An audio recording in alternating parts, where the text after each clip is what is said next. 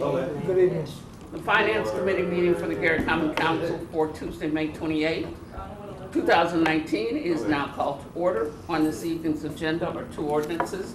CPO 2019-33, amended and restated ordinance exercising home rule authority of the city, reapproving the building corporation, determining need for working capital financing, authorizing execution of lease, authorizing the sale of certain real estate, and approving the issuance of bonds and related matters.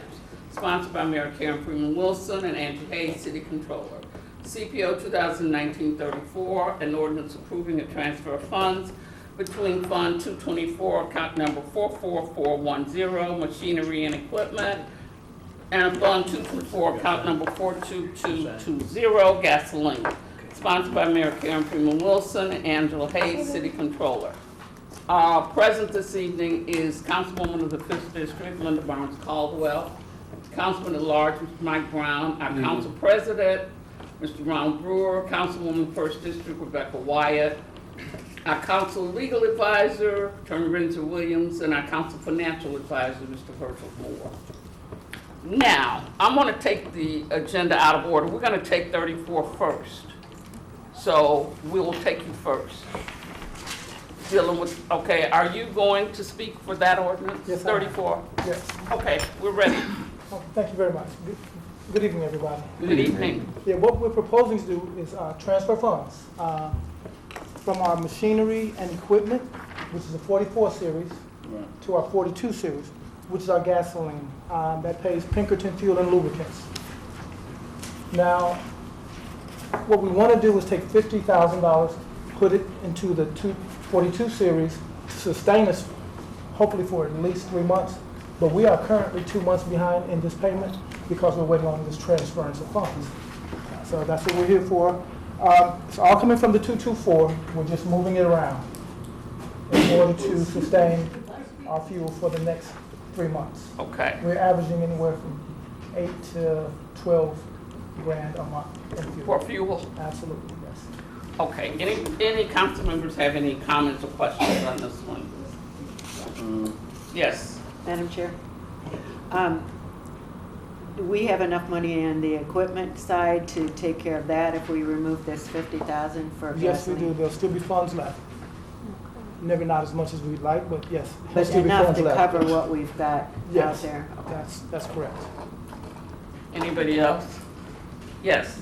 Madam Chair, given that this is a expense or debt that's already been incurred, when we make the motion, we need to make it to approve and ratify. Approve and ratify. Okay. Madam Chair, so you said you're already 2 months behind, and so what would you do going forward then for your That's why we're asking for 50,000. We're averaging, generally the cost is about 10,000. We want to get ahead of this, so we want the $50,000 to sustain us for at least 3 more months, Okay. to pay off our debt and to take us 3 months ahead. Okay. Madam Chair, Yes. how much behind are we? I mean, how much is that? Is it like 24? It is, I think it's about 21. Okay. Yeah. Is that it? Anybody else? Council members? Mr. Nowacki? Yes. I did want to ask, since we're taking it from the from machinery and equipment, is the machinery equipment fund, are you anticipating that this will not create a shortage in the You already machinery said and equipment fund? We always hear about that we're short on equipment, we're short on this, we're short on that. Is this robbing Peter to pay Paul, or? There are dollars in that fund now. I can't foresee breakdown. I can't predict that. Right. But we do have, if we take the 50 grand out, we still will have funds in machinery and equipment. I got you. Anyone else? Okay. Thank you. Thank you all. Okay. CPO 2019-34, we've been joined by our mayor. Karen Freeman Wilson is here. So are you going to do 34 or someone else going to do it, Mayor? 33. Okay. I'm sorry, 33, yes.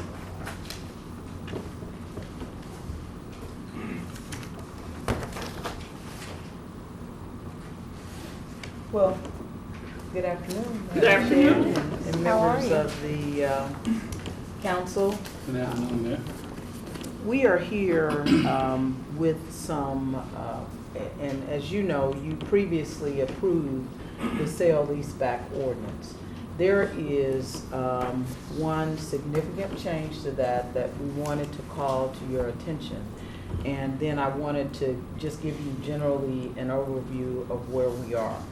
As you know, I think it was last June or July that you actually approved the transaction. And at that time, there were parameters, up to $40 million, up to 8%. The payment would be up to, I think, $4 to $5 million. Those were kind of the outside. And that is essentially, the 8% is statutorily that was the maximum statutorily. Back in July, August, we had some suitors or some folks who were interested in the transaction, but they were not willing to do the best interest rate, and so we waited. In fact, they were above the statutory rate, so we knew that would not be acceptable. We also found that towards the end of the year, with the second payment, we got about $5 million in our property tax and income than we had anticipated. And so we were able to not only make it through the year, but make it through really the first 3 months of the year. You also know that in March, because we had factored in that a portion of the sale leaseback would come in 18, a portion in 19, and a portion in 20. In March, we had to bite the bullet and get a temporary loan of about $8 million, which would have been what we would have received from the sale leaseback. That has allowed us to continue through the year. We received a portion of our property taxes last Friday and anticipate receiving the remainder next month. But what we know is that we have been very slow in paying because we've had to hold that off until we complete the transaction. We now have a purchaser. In fact, we had two with favorable terms, one that we reluctantly turned away. And as we have gone forward with the sale leaseback, they came out, they visited. We were able to show them around, kind of share with them the vision for how the recovery plan would be implemented. Because remember, the sale leaseback is a part of the financial recovery plan.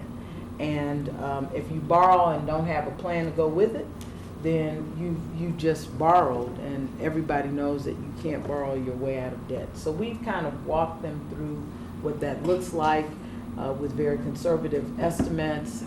Part of it was legislative changes, and while we didn't get everything that we were looking for in the legislative sessions, our projections are still pretty solid. The one difference has been when we originally proposed the sale leaseback, we did not anticipate the requirement of a mortgage. The companies that have discussed providing the financing have both indicated that they would like a mortgage on the building. However, we believe that the debt coverage is such that it does not create a risk relative to the repayment of the mortgage. The payment would be $3.5 million, which is substantially less than the 4.5 to 4.8 that we anticipated and estimated in the past. It would yield $30 million for the $30 million for the utilization, $30 million this year, $5 million next year. So it would be $30 million altogether that would be repaid with $3.8 million. And the way that we have modeled the financing of the city for the incoming mayor and both the remaining and incoming council, it would put the city in the best financial position that they've seen in probably 10 or 15 years in terms of a balanced budget, in terms of money for capital investment. So that is the overall proposal, and with the change that you have in the sale leaseback. Questions, comments, council members? Anybody? Yes. Madam Chair, Madam Mayor. I want to also pass this out so that you take one and pass it down. So the only change, as I understand from the overview, is that the potential purchaser wants to have a mortgage on the building? Yes, on the public safety facility. Okay. In the actual ordinance, it says that there's a need that exists for, to provide necessary funds, some funding that was needed. That's the dollars from the sale leaseback. Okay, so Yeah. there's no more money No, that's no. required, it's just the mortgage? Yeah, is on the what- transaction sheet, you see, I just passed it out to Oh. you. I'm sorry, $40 million, term is 20 years, annual debt service would be 3.5 million. The revenue intercept, that means that the lit revenue would be sent to the trustee for the annual debt service, and that is the sum and substance of it. And will they require an appraisal for the mortgage? We've already had, but yeah, that would be a part of the transaction, appraisal, yes. And so if the appraisal doesn't come out, would the deal be contingent on an appraisal? Well, yeah, the deal would be a contingent on an appraisal.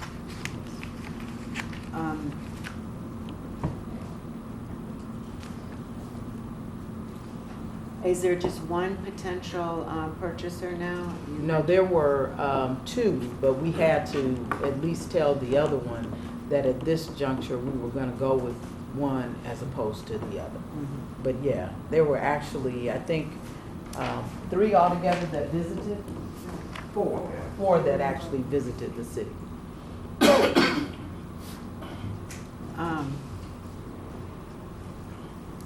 And one of my concerns, I voted against this in the beginning, but Yes. one of my concerns is to, because it is so long-term and we will be having changes in leadership and changes on the council as well. And you mentioned that, have you spoken to anyone in the potentially new administration about this? We have actually reached out to Mr. Prince and provided documents. We anticipate sitting down with him. We have sat down with a number of the members of the incoming council as well. And we've also, and this is something that we will do. On the 8% that was in the ordinance.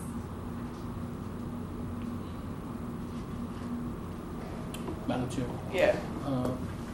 if everything goes as planned, what's the timeline by the time all this is finished?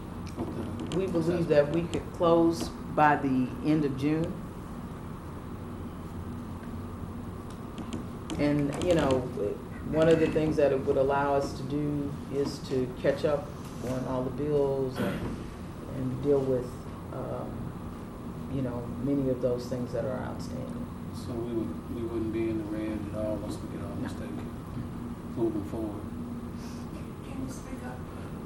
I said we wouldn't be in the red at all moving forward if we get all this taken care of. That is correct. Yes, that's important. I apologize. Madam Chair. Yes. But it still keeps us where we have to continue to work the financial recovery plan also. You have to work We with have just to, don't either yeah. go to sleep, go home, go to sleep. We still have to continue to work the financial recovery plan. Right, Maybe and that's why it's so key to Councilwoman Wyatt's point that the incoming mayor have an understanding and quite frankly buy-in to some of the modifications. And I know he has some of his own Right. that may even yield greater reductions, but you know, I think that those modifications are important. And that's one of my concerns because it is so long-term and, you know, we only have 6 months until we have a new administration taking over. And this would obligate the city to basically the current financial plan that this administration has come up with. And, you know, are we still at 22-year term? 20-year.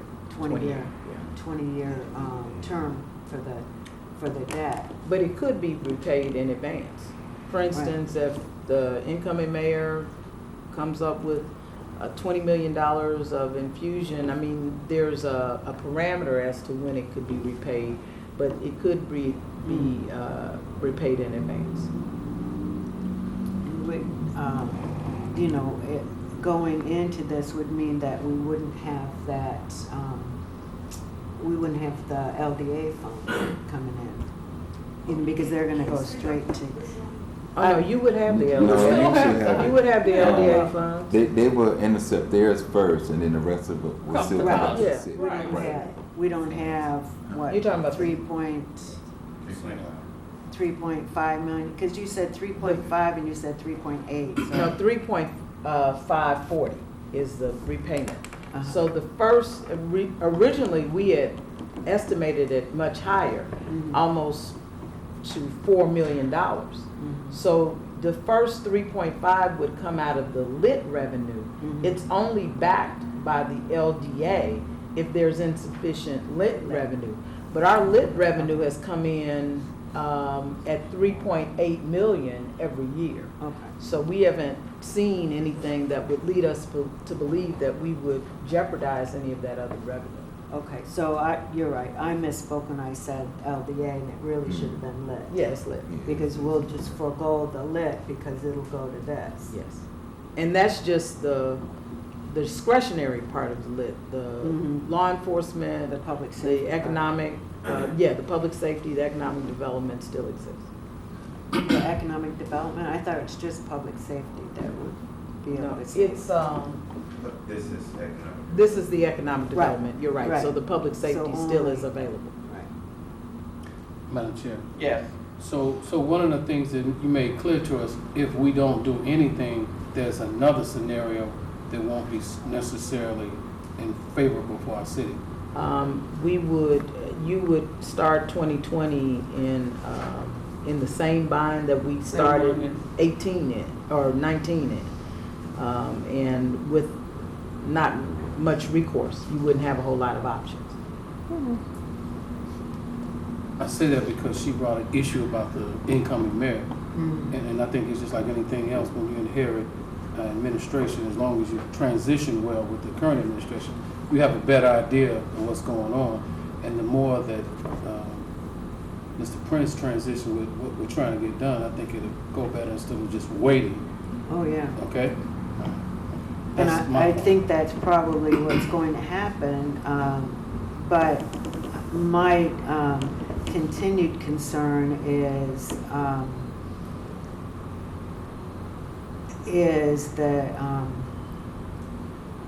the commitment, the long-term commitment of huge debt when it's going to change in 6 months. The administration's going to change in 6 months. I guess one thing I wanted to ask, because the ordinance says to reauthorize, is there a reason that it needs to be reauthorized? This Well, because LDA? of the changes in the terms that we talked about.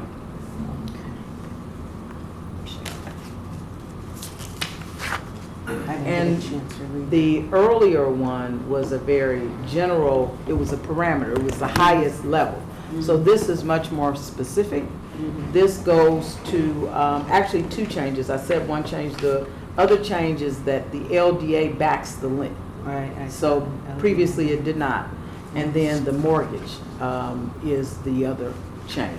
So that is giving rise to the need for reauthorization.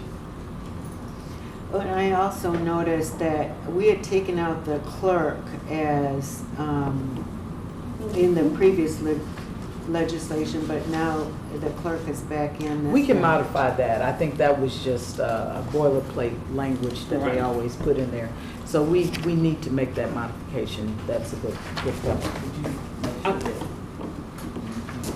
Well, I think it's imperative that we understand, doesn't matter what or who the administration is. It matters whether or not the city is broke when we start in 2020. I don't care who the mayor is in January. I mean, it makes no sense for us to start the year being total at zero when we know that there's something that we can do prior to fix it. That's my concern. Madam Chair. Yes. So my concern, Councilwoman, is that you keep talking about the 6-month issue.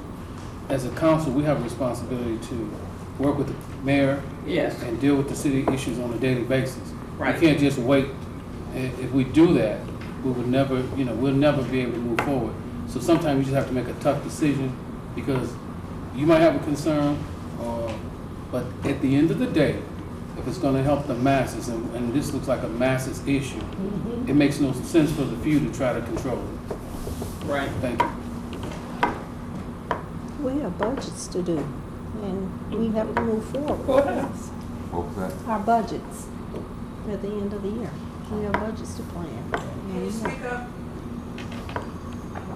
I said that we have our budgets to look at and move forward, so therefore we're moving forward. One of the Next things year. that we're Yes. really gonna try and do is not only provide that to you early, but also have conversations with Mr. Prince and his team to make sure that, they are in the best position in terms of what they want to accomplish. Mayor, I thank you for doing what you're doing, reaching out. That's all the more reason why I'm trying to get my fellow councilwomen to clearly understand we don't have 6 months to sit and wait for the next administration coming. We have to govern now, we have to govern with you, and that way the city is better off. And so we have to make those decisions. Right, which goes back to my point, Yes. that it makes no sense for us to start out with zero. It doesn't matter who's there. And that's our responsibility to make sure. Well, we go year after year, trying to make it to the end of the year. Right. And we struggle pretty much at the end of the budget session, thinking we want to come up here, additional blessing fail, where we was able to get $5 million. Right. But we still wind up doing a bridge loan in March at the same time, just to make us Get to that this point bridge where loan, we are right. now. So, we still petition the county to receive a portion of our tax revenues early. So right. we're still just grabbing where we can just to make it. As they say, But kicking the it can comes to a down. point where you're not going to be able to have all those venues and avenues to go to when things just come to a brief stop, and we're getting to that point now. Okay. Anyone else? Mr. Nowacki? Yeah, I thought I heard the mayor in her overview say that the amount of the issuance of bonds was 30 billion. The ordinance says 40. No, it's 40 million.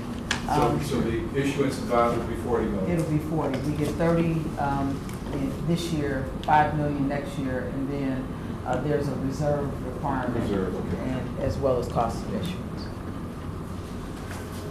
Anybody else have any comments or questions? Yes. So, Mayor, you mentioned a $5 million, you said $5 million. Next year. For something. No, 30 million this year from the proceeds of the, No, not that. oh no, and at the end of 18, we received $5 million more than we had anticipated from US Steel, Oh. from their property tax. When we looked at our analysis, we received 5 million more in property tax payments, and a large portion, not all of it, but a significant portion was from US Steel. And you said that kind of helped you. That helped at us the to make it beginning through. Of the year. Yeah. So will there be a definite, definite decision on what that 30 million, where that $30 million will go this year? Yes, actually, as a part of the original ordinance, we have to specify that, and every time any of those dollars are tapped, we have to get the council's permission. Yeah, so we'll be prepared to tell them exactly what's gonna happen with that money because there are some obligations that are outstanding. And you're talking about the incoming administration? Now, I'm talking about the current council. Oh, They have to approve that. mhm. As a courtesy, we will also provide that same information to the incoming administration. Okay, thanks. Anyone? Well, And this is not just something that we're letting the incoming administration know, we letting current council members know exactly what's going on because what's taking place here will affect the current council and the current administration that will come in. Right. So, Absolutely. Any more questions or comments? Madam Chair, I just want to say that this is a public committee hearing, so anyone who is currently on the council or going to be on the council or going to be part of the administration moving forward could be here as well. So it's not like we're not making it clear. So Mr. Prince could be here right now if he wants to. So you have a concern about the 6 months.